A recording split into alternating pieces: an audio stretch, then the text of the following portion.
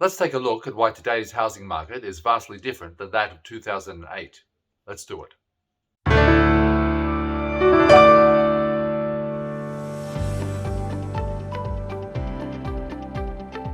Welcome to PM New York. My name is Peter McLean from Corcoran, and if you're new to the channel, please hit like and subscribe. Ring that bell for future notifications, and if you love the video, please leave a comment below. Always love to hear from you. With all the headlines and talk in the media and the shift in the housing market, you may be thinking that we're in a housing bubble, and it's only natural to have thoughts that make you think that this could be a repeat of what happened in 2008. Well, the great news is there's concrete evidence to prove that this is nothing like what happened then. Here's 3 great reasons. Number 1, there's still a shortage of homes on the market today, not a surplus. For historical context, there were too many homes for sale during the housing crisis of 2008. Many were foreclosures and short sales, and this caused prices to fall dramatically. Supply has increased since the start of this year, but there's still a shortage of supply of inventory overall. This is primarily due to almost 15 years of underbuilding homes. This graph uses data from the National Association of Realtors to show how the month's supply of homes available now compares to the crash of 2008. Today, unsold inventory sits at just 3.2 months supply at the current sales pace, which is significantly lower than last time. There just isn't enough inventory on the market for home prices to come crashing down like they did last time, even though some overheated markets may experience slight declines. Number 2, mortgage standards were much more relaxed back then. During the lead up to the housing crisis of 2008, it was much easier to get a home loan than it is today.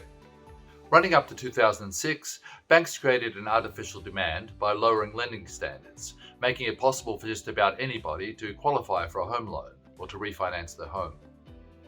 Back then, financial institutions took on a much greater risk with regards to the person and the mortgage products offered. This led to mass defaults, foreclosures, and falling prices. Today, things are much different, and purchasers face a much higher standard for mortgage companies. This graph uses Mortgage Credit Availability Index data from the Mortgage Bankers Association to help tell this story. In that index, the higher the number, the easier it is to get a mortgage. The lower the number, the harder it is. In the latest report, the index fell by 5.4%, indicating standards are tightening. This graph also shows just how different things are today compared to the spike in credit availability leading up to the crash of 2008.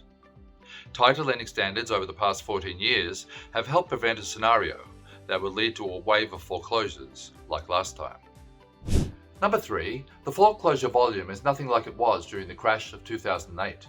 Another difference is the amount of homeowners who were facing foreclosure after the housing bubble burst.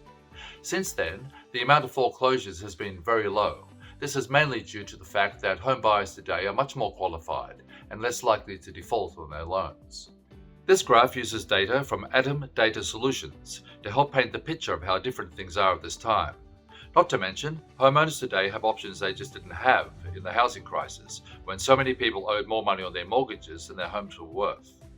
Today, many homeowners are equity rich. That equity comes in large part from the way home prices have appreciated over time. According to CoreLogic, the total average equity per borrower has now reached almost $300,000, the highest in the data series.